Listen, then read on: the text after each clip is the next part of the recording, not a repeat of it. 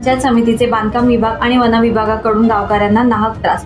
मुळगाववरून सागाव पाटीलपाडा अस्नोली गावाला जाण्यासाठी डांबरी रस्ता चालला होता, पण जिल्हा परिषदेचे कार्यकारी अभियंता तथा प्रशासकीय बांधकाम विभागाकडून तसेच ठेकेदार यांनी या रस्त्याचे टेंडर काढून तो रस्ता खोदण्यात आला। तेथील गावकऱ्यांनी विरोध केला असता व रस्ता खोदण्याच्या अगोदर वन विभागाची परवानगी घ्यावी लागते, पण त्यांनी घेतली नाही। तेथील गावकऱ्यांनी वन विभागाकडे तक्रार दाखल केली असता वन विभागाकडून ते काम थांबवण्यात आले।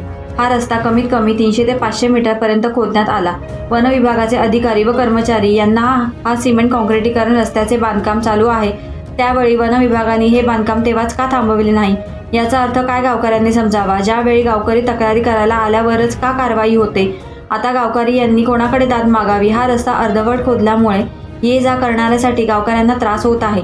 यापूर्वी 2019 मध्ये याच रस्त्यालगत तक्रारी दिली होती, त्यावेळी असाच त्रास गावकऱ्यांना झाला होता। याचा अर्थ गावकऱ्यांनी काय समजावे, पाहूया वरिष्ठ काय कारवाई करतात। संजय कदम, ठाणे जिल्हा प्रतिनिधी, निर्भीड पत्रकार संघ।